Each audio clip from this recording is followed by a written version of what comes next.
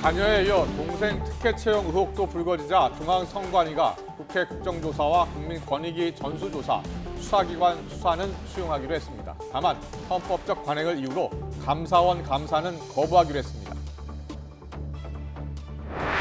군은 북한 우주발사체 인양 작전을 재개했습니다. 이런 가운데 북한이 조만간 두 번째 발사를 감행할 거란 분석이 나왔습니다. 지난달 소비자 물가 상승률이 3%대 초반으로 떨어지면서 19개월 만에 가장 낮은 상승률을 기록했습니다. 통계청은 당분간 물가 둔화 흐름이 지속할 것으로 내다봤습니다. 앱으로 만난 여성을 숨지게 하고 시신을 유기한 혐의로 구속된 정유정이 검찰에 송치됐습니다. 정유정은 제정신이 아니었던 것 같다며 피해자와 유족에게 미안하다는 말을 남겼습니다. 우리나라 20세 이하 축구 대표팀이 중미의 강호 에콰도르를 꺾고 월드컵 8강에 올랐습니다. 8강전 상대는 우승 후보 아르헨티나를 꺾고 올라온 나이지리아입니다.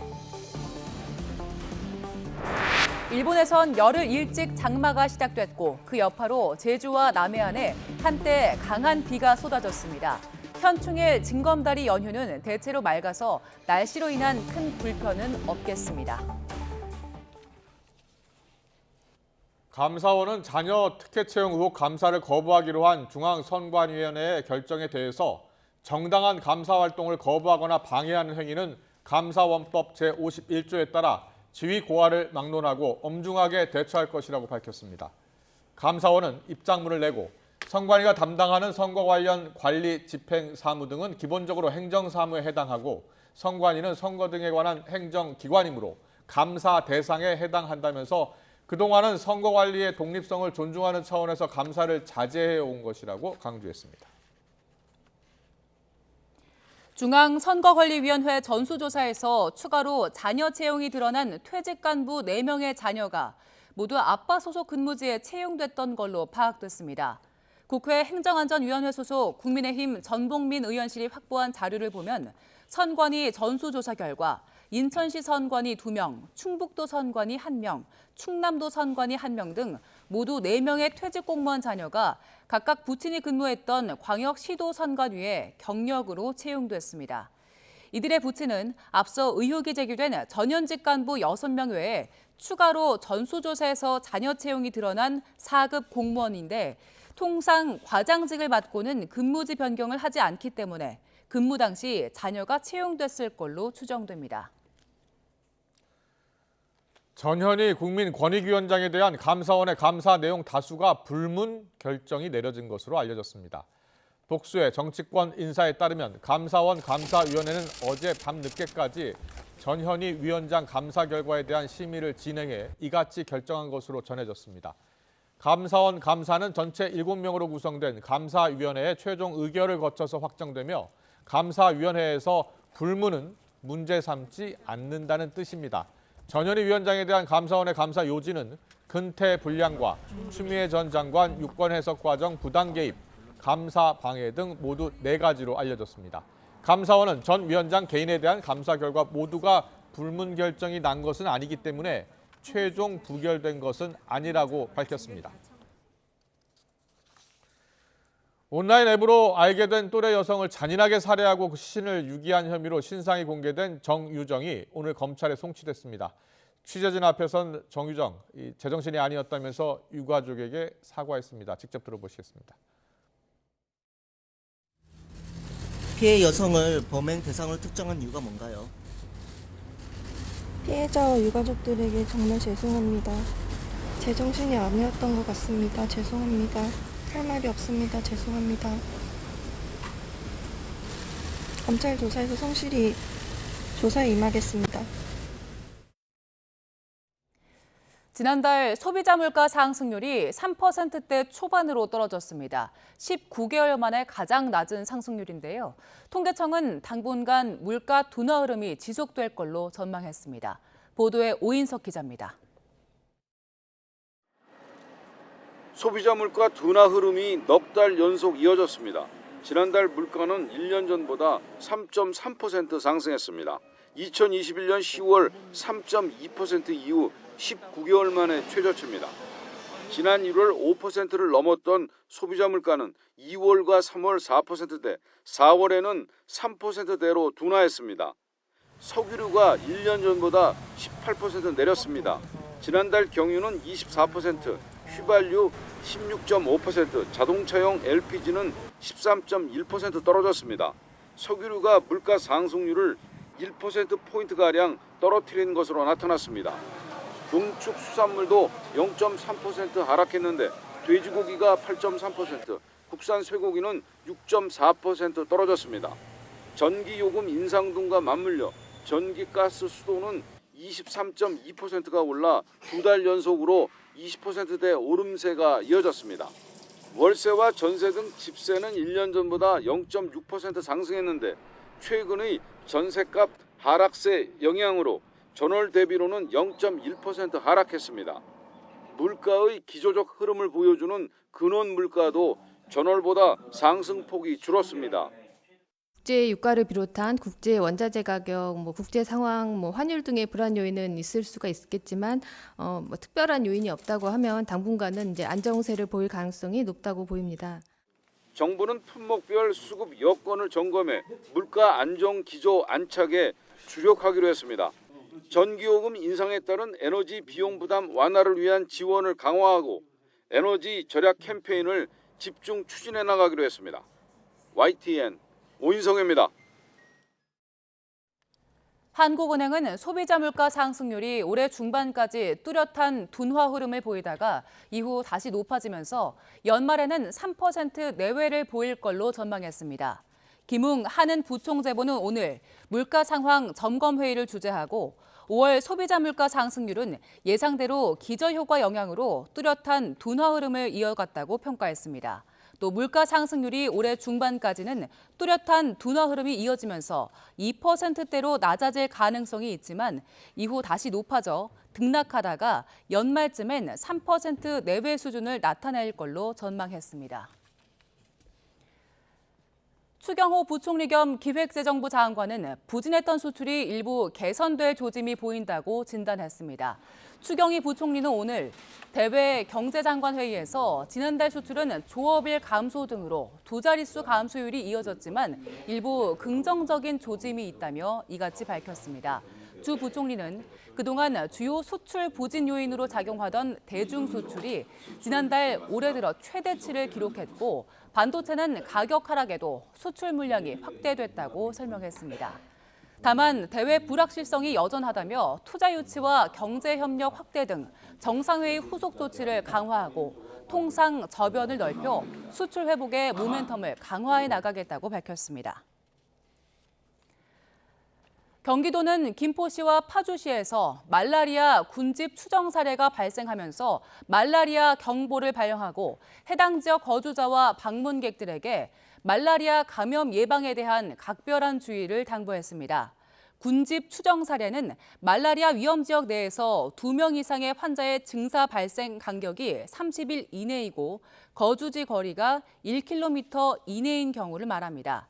이달 1일 기준 국내 말라리아 환자는 120명으로 지난해 같은 기간 44명보다 3배 정도 급증했습니다. 어린이날부터 부처님 모신 날까지 오랜 연휴마다 비가 많이 내렸습니다. 이번 현충일 징검다리 연휴엔 비 예보는 없다고 하는데요. 다만 초여름 더위 속에서 자외선과 오존에 대한 주의가 필요합니다. 연휴 날씨 전망 김민경 기자가 전해드립니다.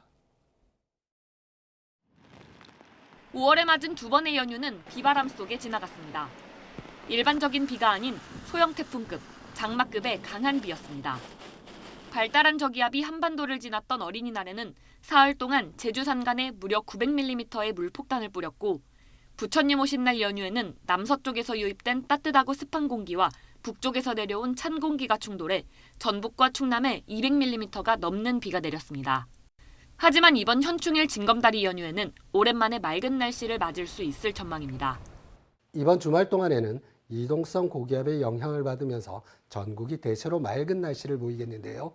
아침 기온은 떨어지고 낮 기온은 강한 햇볕에 의해서 오르면서 낮과 밤의 기온차가 크겠습니다. 북상하고 있는 2호 태풍 마와르도 일본 오키나와 남쪽 해상으로 방향을 빠르게 틀어 우리나라에 영향을 미치지 않겠습니다. 다만 낮 기온이 30도 안팎까지 오르는 불볕더위가 이어지며 자외선이 무척 강해질 것으로 보여 대비가 필요합니다. 특히 도심 지역에서는 한낮에 오존주의보가 내려질 가능성이 커 어린이와 호흡기 질환자에 각별한 주의가 요구됩니다. YTN 김민경입니다. 경북경찰청은 다니던 회사의 고객 정보와 영업 비밀을 빼내 경쟁사에 넘겨준 혐의로 39살 A씨 등 전현직 임직원 5명을 붙잡아 검찰에 송치했습니다. 이들은 이직하기로 한 경쟁사와 짜고 고객 리스트를 비롯해서 영업 비밀을 넘겨준 것으로 드러났습니다. 경찰은 영업 비밀을 받아간 경쟁사 법인도 같은 혐의로 검찰에 넘겼습니다. 우리 군이 발견한 북한 우주발사체 잔해를 인양하기 위해서 오늘 3,200톤급 잠수함 구조함 청해진함이 서해상 발사체 낙하 지점에 도착합니다. 합동참모본부는 오늘 청해진함이 현장에 도착하면 동체 일부를 묶어서 끌어올리기 위한 준비 작업을 할 예정이라고 밝혔습니다. 앞서 이종섭 국방부 장관은 어제 국회 국방위원회에 출석해 이르면 내일, 그러니까 3일쯤 잔해를 인양할 수 있을 것이라고 밝혔습니다. 이와 관련해서 합참 관계자는 현재 발사체가 여전히 수심 75m 깊이 바닥에 수평으로 누워진 상태라면서 인양이 상당히 고난도의 작업이라 변수가 생기면 인양 시점이 바뀔 수 있다고 말했습니다. 유엔 안전보장이사회가 우리 시간으로 내일 새벽 북한이 실패한 군사정찰위성 발사에 대응하기 위한 회의를 연다고 밝혔습니다. 안보리는 홈페이지에 현지 시각 2일 오후 3시, 우리 시간으로는 내일 새벽 4시에 북한 비확산 문제로 회의를 연다고 공지했습니다. 회의는 공개 회의로 열릴 예정이고 우리나라는 안보리 이사국은 아니지만 이해 당사국으로 참석할 걸로 전해졌습니다. 실패한 위성 발사인데도 곧바로 안보리 소집을 요구한 건 조만간 있을 북한의 재발사 시도를 경고하기 위한 걸로 풀이됩니다. 해병대 사령관의 지휘관을 겸직하고 있는 서북도서 방위사령부는 지난달 30일부터 사흘 동안 백령도와 연평도 등 서북도서 일대에서 합동 도서방어 종합훈련을 실시했다고 밝혔습니다. 지난 2017년 이후 열리지 않다가 6년 만에 재개된 올해 서방사 종합훈련에는 육군 특전사령부와 항공사령부, 군수지원사령부, 해군 작전사령부와 공군 작전사령부 등이 참가했습니다. 훈련을 위해 육군 공격 헬기 코브라와 아파치, 해군 상륙함, 공군 F-15K 전투기 등 다양한 합동 전력이 동원됐고 주야 간 구분 없이 진행됐습니다. 윤석열 대통령이 초대 국가보훈부 장관으로 박민식 현 보훈처장을 임명했습니다. 보훈부 차관으로는 윤종진 보훈처 차장을, 재외동포청장에는 이기철 전 외교부 재외동포 영사대사를 임명했습니다. 박민식 장관은 10년 동안 검사 생활을 한 뒤 재선 국회의원을 지냈고 지난 대선 때 윤석열 후보 캠프에서 선거대책본부 전략기획실장 등을 맡은 뒤에 윤석열 정부 출범부터 보훈처장으로 일했습니다. 윤종진 차관은 행정고시 출신으로 대통령실 국정기획수석실 행정관, 행정안전부 자치행정과장 등을 역임했습니다. 이기철 재외동포청장은 외교부 조약국장, 국제법률국장, 재외동포 영사대사 등을 역임했습니다. 어제가 구소련 국가의 어린이날이었는데요. 우크라이나의 키우에선 러시아의 미사일 공격에 9살 소녀와 엄마가 숨지는 참사가 일어났습니다. 하지만 같은 날 푸틴 대통령은 한 다자녀 가족의 어린이들을 화상으로 만나서 지속적인 양육 지원을 약속하는 등 극단의 두 얼굴을 보였습니다. 보도에 이상순 기자입니다. 구소련 국가의 어린이날인 어제 푸틴 러시아 대통령이 한 다자녀 가족을 화상으로 만났습니다. 우크라이나 전쟁에서 다친 이 가족의 가장과 푸틴 대통령 사이에 뻔한 대화가 오갑니다.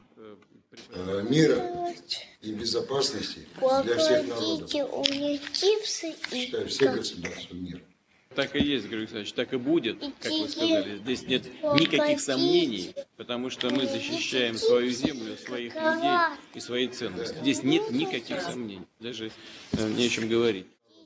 푸틴 대통령은 아이들에게 인자한 미소를 지으며 보조금 등 다양한 양육 지원을 약속하기도 했습니다. 하지만 같은 날 새벽 우크라이나의 한 가족은 러시아의 불벼락을 맞았습니다. 키이우로 날아들다 공중에서 요격당한 미사일 파편에 9살 소녀와 엄마가 숨졌습니다.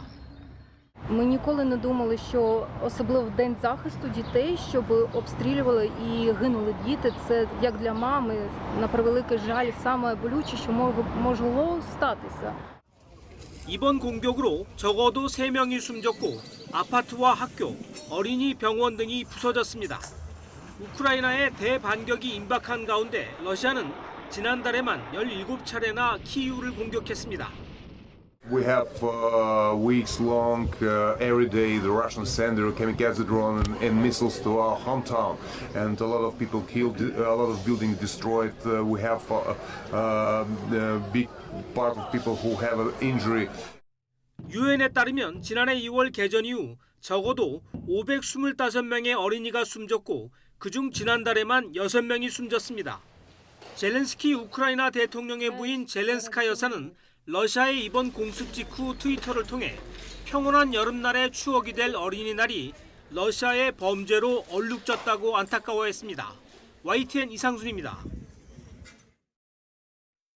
YTN 김영수입니다.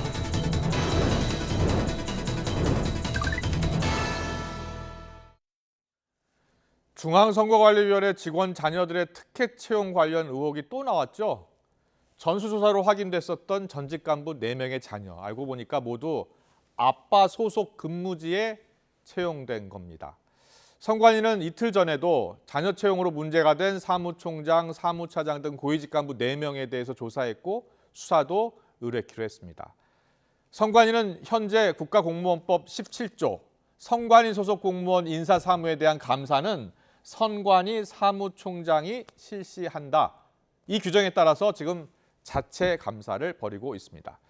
그러면서 국정조사와 국민권익위원회 조사는 받을 수 있지만 감사원의 감사는 받지 않겠다고 하고 있습니다. 감사원은 그러나 국회, 법원, 헌법재판소는 감사 제외 대상이긴 하지만 선관위는 아니라면서 직무감찰을 해야 한다는 입장을 고수하고 있습니다. 여당은 오늘도 감사원의 감사를 압박했고요. 야당은 공식 입장은 내지 않고 있는 가운데 야당 일각에서는 감사원의 감사가 필요하다는 주장도 나옵니다. 정치권에서 나온 목소리 듣고 오늘 더 정치 시작하겠습니다. 네, 중앙선관위가 아빠 찬스에 형님 찬스 의혹까지 언론에 보도되면서 국민적 분노가 하늘을 찌르는 상황입니다. 헌법상 독립기구 운운하며 셀프 조사한다더니 이제는 조사기관을 쇼핑하겠다고 합니다. 선관위는 권익위 조사는 받겠다면서 감사원 감사는 거부하겠다고 합니다. 쇄신은커녕 졸림마저 위태롭게 한다는 점을 선관위는 잊지 말아야 할 것입니다.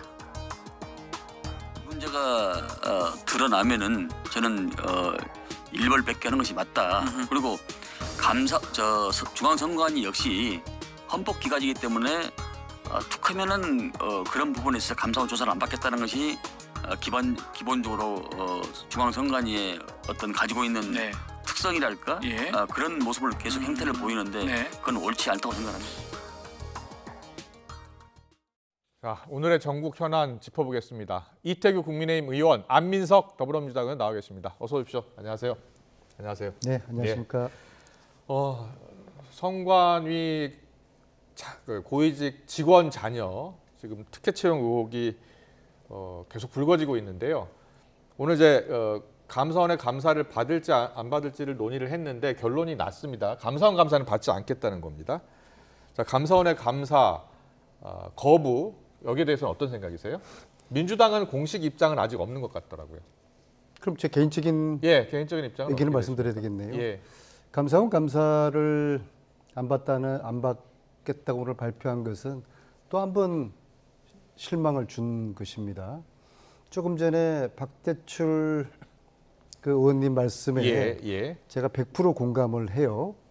여야가 동일 사안을 두고서 의견이 일치하는 경우가 잘 없는데 그만큼 이 문제는 국민적 공분, 상식선에서 분노를 자아낼 수 있는 이 사안이 되었다는 겁니다. 그런데 이게 일부의 개인적인 비리일까 아니면 구조적인 비리일까? 예. 저는 구조적인 비리라고 봅니다. 아. 그것도 장기간에 걸친 장기간도 5년, 10년이 아니라 제가 볼 때는 최소한 20년은 되었다고 봅니다. 네. 20년에 걸친 일부 지역도 일개 몇몇 개인이 아닌 전국에서 그리고 저는 숱한 저런 비리가 이루어진 거는 구조적인 인사 비리란 말입니다. 네, 네. 그러면 감사원에 입이 10개라도 할 말이 없어요. 전수조사 실시하겠다. 감사원 감사건, 감사원 할아버지 감사건 우리가 다 수용하겠다. 그다음에 뭐 국회는 국정감사 빨리 해야 될 것이고요. 네, 네. 이렇게 해야지 총선을 앞두고 실추된 선관위의 신뢰를 회복해야 되는 거 아니겠습니까? 예, 예. 그래서 오늘 저는 선관위의 오늘의 저 발표는 상당히 실망스럽다. 예. 네, 그렇게 생각합니다. 민주당의 공식 입장은 국정조사도 해야 한다. 철저히 진상을 규명해야 된다는 게 이제 민주당의 입장이에요. 공식 입장이고요. 다만 이제 정치적으로 중립을 지켜야 하는 기관이기 때문에 그 정치적 중립을 훼손하는 개입은 없어야 한다는 게 민주당의 입장으로 알고 있습니다. 자, 먼저 감사원이요.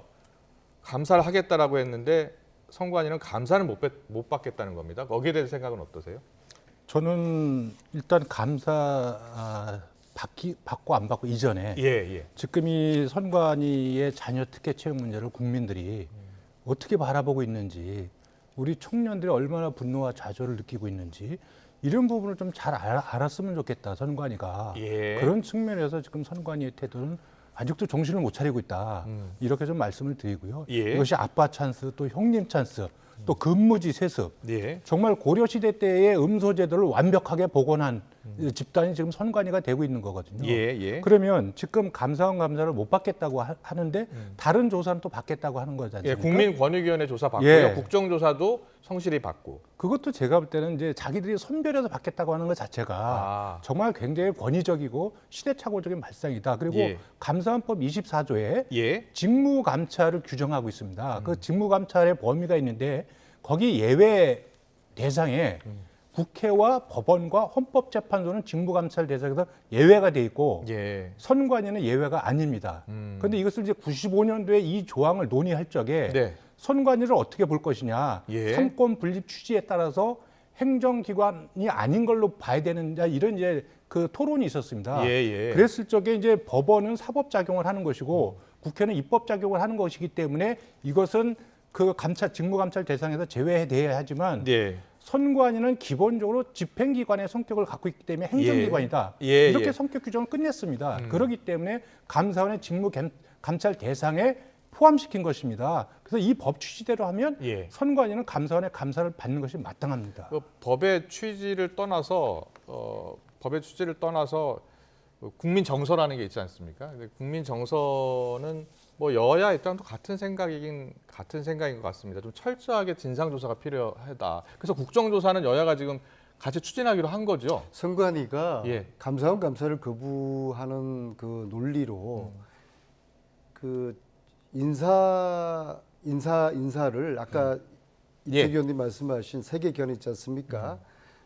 법원, 헌재, 국회 독립적인 인사를 할 수 있도록 법에 규정되어 있고요. 거기에 플러스 선관위가 포함되어 있어요. 그래서 선관위 주장은 인사권은 우리가 독립적으로 행사할 수 있는 것이다. 그런데 이 인사를 가지고 왜 감사원 감사를 받느냐, 그런 논리인데요. 이런 구간 논리는 이 사안의 지금 중요성을 인식하지 못하고 굉장히 선관위가 지금 안일한 대응을 지금 하고 있다고 봐야 될 것입니다. 지금 보면 특혜 채용 시점을 보면요, 2011년, 2014년 이 범위 폭이 굉장히 넓어요. 그러니까 과거에서부터 계속 있어왔었던 일이 아닌가라는 의심도 가거든요. 선관위 독립인사가 제가 확인하기로는 2002년부터 되게 2002년부터요. 그러면은 독립인사. 2010년 이전에도 이런 일들이 계속적으로 이어져 왔을 채용에 대한 것이다. 감사는 자체 감사를 받게 돼 있기 때문에 그랬군요. 그래서 이 기회에 자체적으로 거듭나야 되는 것이죠.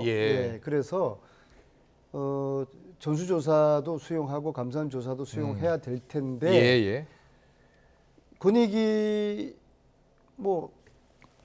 아무래도 권익위는 이 직무 지금 실태 조사 중심으로 하는 것이거든요. 네, 권익위 감사라고 전수조사. 볼 수도 할 수 없고요. 그다음에 권익위는 회계 부분을 들여다보지 못하게 됐어요. 이제 감사원은 직무 감사까지 하거든요. 그러니까 아무래도 감사원 감사가 더 부담이 되겠죠. 그다음에 또 다른 이유로는 이거 한번 감사원 감사 받게 되면은 선례로 남아가지고 선관위가 이후에도 감사원 감사를 받는 그런 부담을 느끼는 것인데 그런 측면도 있다. 지금 그런 거 생각할 때가 아닙니다. 예, 이제 권익위 조사가 강제성이 없어서 개인정보 등 민감한 사항을 들여다보기 어렵다. 이런 지적을 하더라고요. 맞습니까?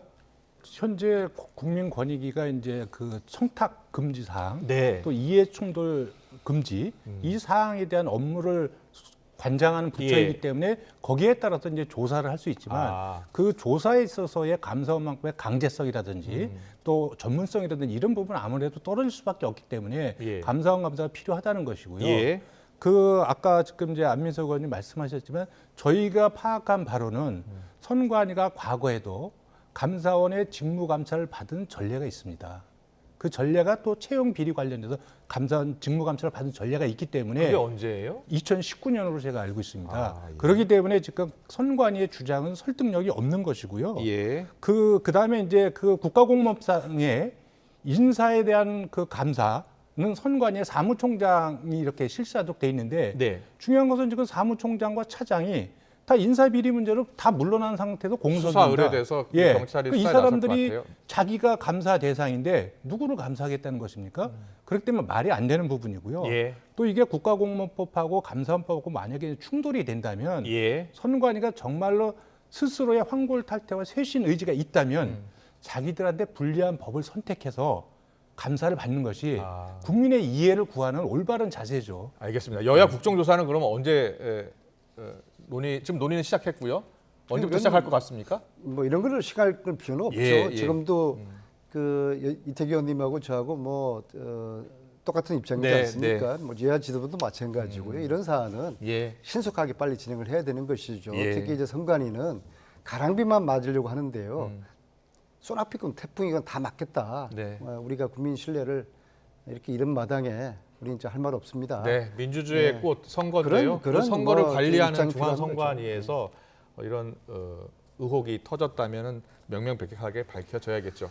다음 이슈 넘어가겠습니다. 자, 국민의힘 이야기인데요. 때 아닌 5인회 논란이 지금 일고 있습니다. 자, 이용호 의원이 지난달 30일에요. 당내에 5인회가 있다. 모든 중요 사를 여기서 결정한다라는 발언을 하면서 시작이 됐는데 오늘 이 의원의 이런 발언, 이 의원이 오늘 사과했습니다. 그런데 이준석 전 대표는 조금 다르게 해석하더라고요. 듣고 오겠습니다. 언론의 분석에 따르면 5인회로 추정되는 사람이 박수영 여의도 연구원장, 이철규 사무총장, 배현진 조직부총장, 박성민 전략기획부총장, 그리고 박대출 정책위장 이렇게 뽑는데 명단을 짜라면 좀 다르게 짤 것 같은데 그 명단은 다음 주쯤에 공개하고 이용호 의원이 뭐 5인회 비슷한 거 있을 거다 이렇게 하니까 나는 잘 모르겠는데 이거 말하는 건가? 이런 식으로 김기현 대표가 둘러댄 명단이잖아요. 그러니까 이 명단은 아닐 거다. 그러면 실제는 따로 있을 거다? 그렇죠. 저는 그렇게 보고 국민의힘 5인회 딱 들어보면 이 5인회 여기서 다 모든 걸 결정하는 것 아니야? 이런 생각을 하게 돼요. 물론 이용호 의원이 사과를 했습니다만 자, 국민의힘에서 혹시 5인회 이런 이야기 있었습니까? 글쎄 저는 뭐 제가 당내에서 그런 얘기가 도는 거를 사실 이용호 의원이 말씀하셔서 좀 들었던 거고요. 그렇습니까? 그리고 지금 물론 의원들이 각각의 뭐 3-3원 모여서 논의할 수 있다고 봅니다. 그 일상적으로 어느 정당에 다 있는 거지만 만약에 공식 직책과 공식 라인에 있지 않는 몇몇이 모여서 만약에 당의 중요한 의사결정을 한다면 이거 굉장히 중요하고 심각한 문제인데 이것이 현대의 정당에서 가능한 것이냐. 어떻게 최고위원회나 이런 과정을 거치지 않고 공식 직책에 있지 않는 사람들이 모여서 의사결정을 한다는 거 저는 이것은 실질적으로 존재하기 좀 어렵다. 만약에 그런 사실이 있다면 굉장히 중대한 문제다 이렇게 생각합니다. 그 공식적인 기구 최고위원회가 있으니까 모든 것을 사실 거기서 결정하는 게 맞는데 그 기구가 아닌 다른 의원들 물론 여의도 연구원장, 사무총장, 부총장, 전략기획부총장도 뭐 물론 당직입니다. 만약에 이분들이 모여서 논의한 거를 그렇게 해석했다면 그건 정말 난센스라고 생각을 합니다. 왜냐하면 우리가 최고위원회를 열기 전에 최고위원회 어떤 의지를 올리고 네. 어떤 의지에 대해서 어떤 기본 판단을 실무단에서 기본적으로 합니다. 예. 그것을 위해서 사무총장과 정책의장이나 사무부총장, 여의도 연구원장이 모여서 네. 논의할 수 있죠. 예, 그래서 예. 기본적인 판단을 가지고 정책이 저기 최고위원회에 올려서 네. 거기에 심의를 거쳐서 의결을 받는 거죠. 그거를 만약에 오인회라고 한다면 그건 정말 해석을 잘못하고 정당의 메커니즘을 이해를 못한 거라고. 알겠습니다. 안민석 의원님. 예. 오인의 발언을 이용우 의원님이 하셨다는 것을 예. 주목을 합니다. 네. 굉장히 신중한 분이에요. 아시겠지만요. 예. 뭐 폭로성 이야기나 근거 없는 이야기를 하실 분이 아니라는 거. 네. 그다음에 두 번째 3일 만에 사과하셨지 않습니까? 예. 만약에 본인이 실수하셨으면은 바로 사과를 하실 분이에요. 3일이라는 그 기간은 어쩔 수 없는 어떤 압력이 있었다. 예. 저분이 저는 이용우 의원님 보면서 이태규 의원님하고 좀 비슷한 이미지를 떠올라요. 굉장히 그렇습니까? 합리적인 분들이시거든요. 지금 오인회에 거론되는 분들입니다. 오인회 분들은 아닌데 일단 거론되고 있습니다. 그래서 예. 저 이용우 의원님 말씀하셨다는 것에 대해서 저는 좀 의미를 두고요. 예. 저는 오인회 저 이야기를 들으면서 과거 십상시 있잖아요. 예. 그다음에 문고리 3인방 네. 그런 게 연상이 돼요. 그러니까 네. 공식 의사결정 시스템이 없는 사람들이 모여서 네. 실질적인 결정을 하는 것이죠. 이게 터무니없는 그런 주장이 아닌 것 같아요. 왜냐하면 이미 저희가 볼 때도 국민의힘 최고위는 좀 덜러리 같아요. 네. 그리고 뭔가 결정을 따로 하는 곳이 있지 않나 이제 그런 생각이 종종 들거든요.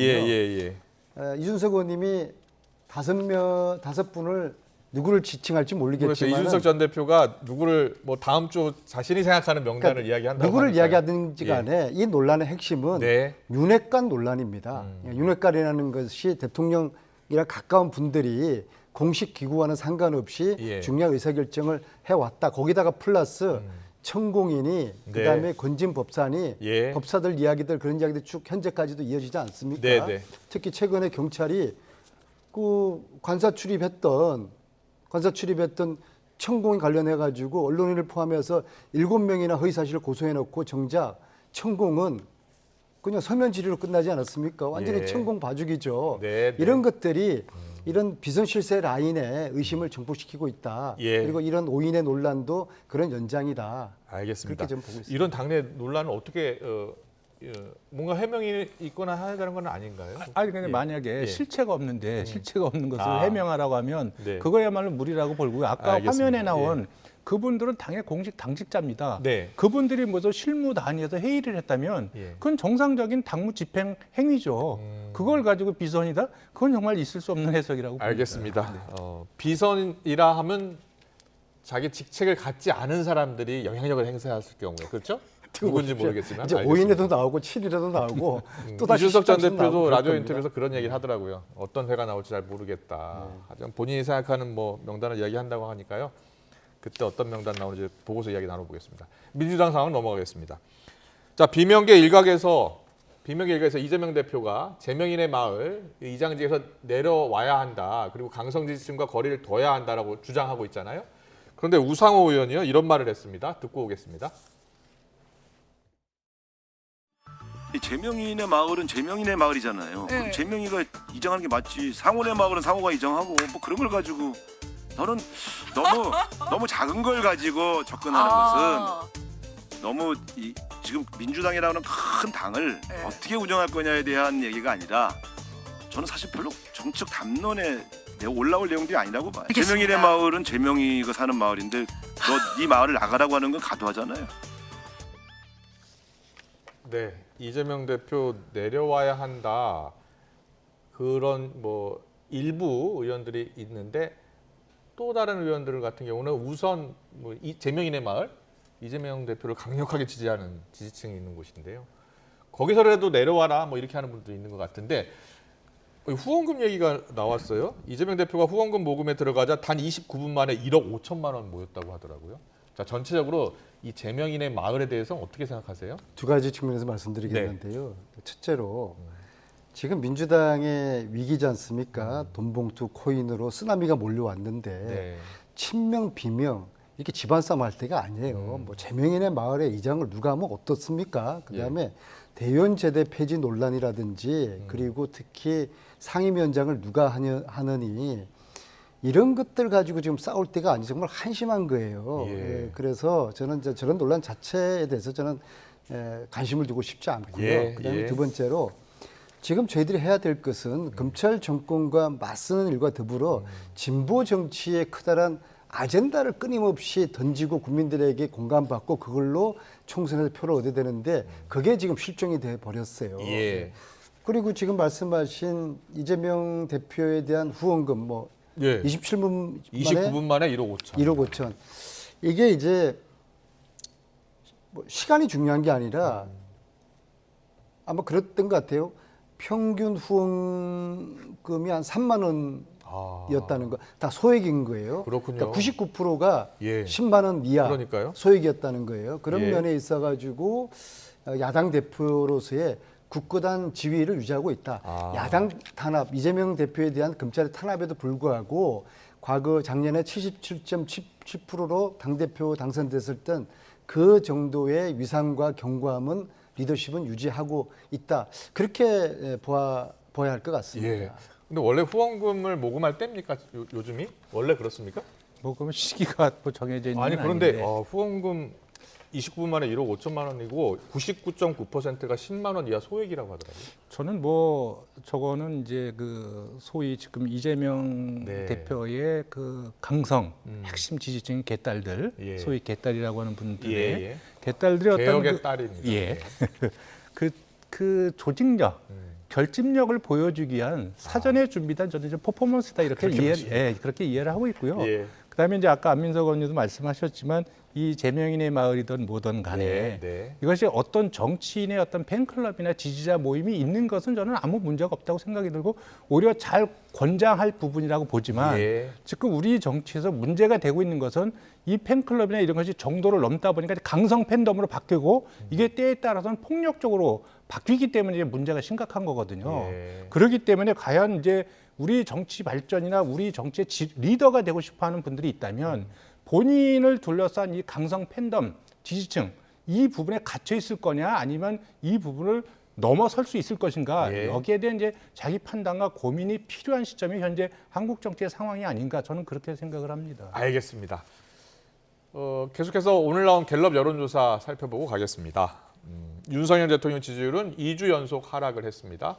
35%, 1%포인트 하락했고요. 부정평가는 57%로 2%포인트 올라갔습니다. 그리고 또 다른 여론조사가 있죠? 보여주시죠? 네, 정당 지지율도 볼까요? 정당 지지율 보면 국민의힘이 35%, 1%포인트 하락했고 민주당이 1%포인트 올라서 32% 기록했습니다. 갤럽 여론조사 보고 계십니다. 그리고요. 또 정당 지지도 받고 차기 정치 지도자 여론조사가 있죠. 한번 보여주세요. 장내 정치 지도자 선호도가 나왔습니다. 이재명 대표가 22%, 한동훈 지금 법무장관이 11%, 홍준표 시장 5%, 오세훈 시장 4%, 안철수 의원 2%, 이낙연 전 대표 2% 이렇게 나오네요. 이 혹시 지지층별로도 나옵니까? 보여주실래요?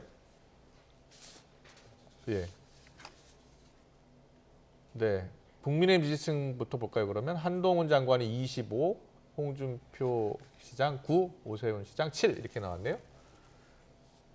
민주당은요? 민주당 지지층에서는 이재명 대표 54%, 이낙연 전 대표 4% 이렇게 나왔습니다. 자, 종합적으로 평가를 좀 듣고 싶은데요.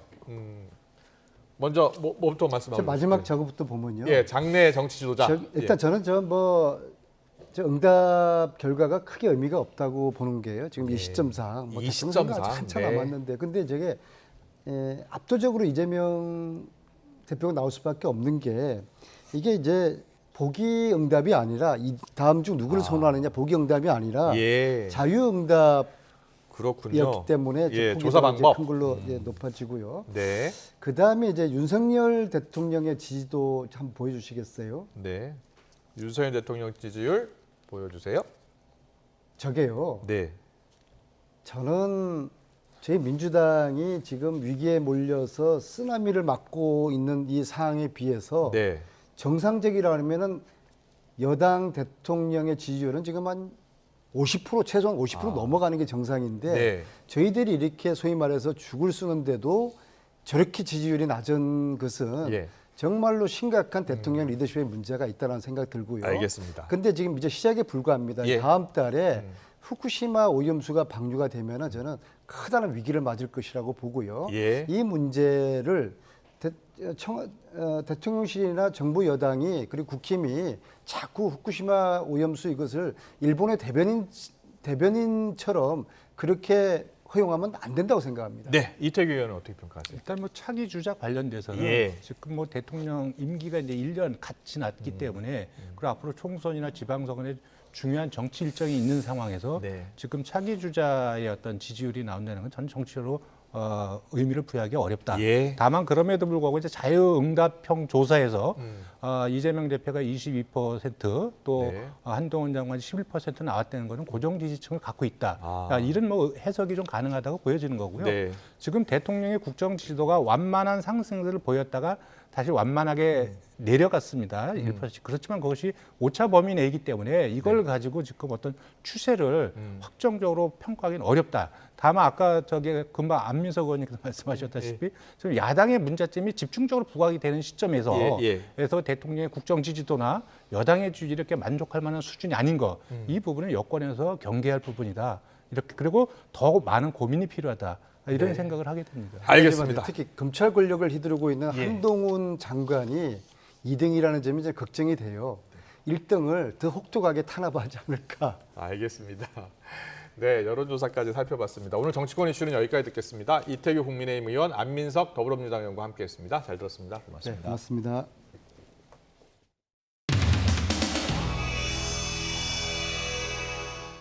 강혜선 수석과 동일해요. 우리나라 사람들만 노렸네.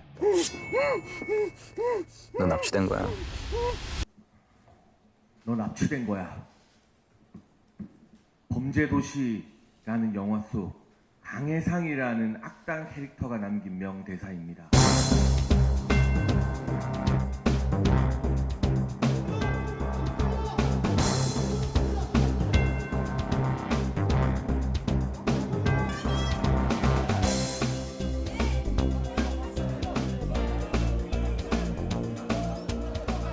함부로 캡사이신 쏘지 마시기 바랍니다. 그것은 경찰의 폭력입니다. 네, 함께하신 분들 지금 경찰이 운영소를 탈취하려고 하고 있습니다. 도로관리청에서 허가하지 않는 천막을 설치하면서 질서를 문란하게 하는 행위는 집시법정에 위반되는 불법 행위입니다. 여러분들의 현재 불법 행위. 경찰은 캡사이신을 희석하면 세수해도 괜찮을 만큼 안전하다고 말합니다. 그렇게 안전하다면 기동복까지 입은 윤희근 경찰청장이 캡사이신 세수부터 해보시겠습니까? 민노총의 이런 집회를 순수한 노동운동의 일환으로 보는 국민은 그리 많지 않습니다. 뭘 잘했다고 열심히 일하는 시민들에게 애꿎은 피해만 가지고 시키면서 도로를 가로막고 그 강해상은 팔뚝만한 정글도 마체테를 휘두르는 악당이었습니다. 그런데 영화 속에나 등장해야 할 정글도가 노조의 불법 폭력 시위에 등장했습니다.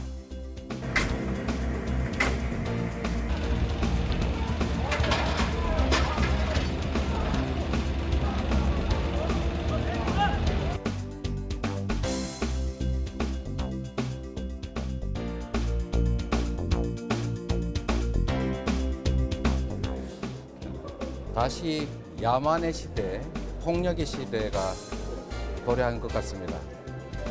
그 위험한 환경에서 고공에서 경찰봉을 휘둘러서 의식이 혼미해지게 될 만큼 그런 폭력을 가할 필요가 있었는지 다시 캡사이신, 소위 말하는 체루탄이 언급되고 물대포가 다시 등장하지 않을까 그런 우려도 듭니다.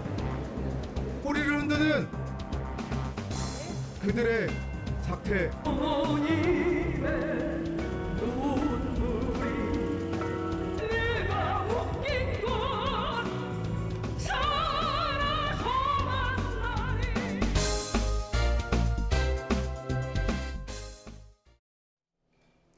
오늘 서울 등 중부지방은 구름이 다소 지나며 비교적 온화함이 감돌고 있습니다. 하지만 남부지방은 30도 안팎의 낮더위가 기승을 부리고 있는데요.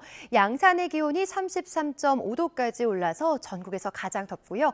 광양은 30.5도, 대구는 30.1도 등 어제보다 5도에서 많게는 10도 이상 높은 기온을 나타내고 있습니다. 이들 지역에서는 옷차림 시원하게 해주시기 바랍니다. 오늘도 내륙 곳곳에 소나기 소식이 있지만 주말인 내일은 종일 맑은 하늘이 함께 하겠습니다. 하지만 강하게 내리쬐는 볕에 자외선 지수가 높게 지속했고 대부분 지역의 오존 농도도 나쁨 수준이 예상됩니다. 주말 나들이 계획하시는 분들은 자외선 차단에 신경 써주시고요. 오후에는 오존 생성이 활발한 차도에서 떨어져 이동하시는 게 좋겠습니다. 내일 아침 기온은 서울 18도, 광주와 대구는 17도로 오늘과 비슷하거나 조금 낮겠습니다. 낮 기온은 서울 28도, 대전과 광주 27도, 대구는 29도로 전국적으로 낮더위가 나타나겠습니다. 휴일에도 맑은 날씨 속에 여름 더위가 이어지겠습니다. 본격적인 여름이 시작된 만큼 건강 관리도 잘 해주시기 바랍니다. 날씨였습니다. 네, 이슈를 더 쉽게 전해드리는 더 뉴스, 다음 주에는 더 준비하겠습니다. 잠시 뒤에는 뉴스큐가 방송됩니다. 시청해주신 여러분 고맙습니다.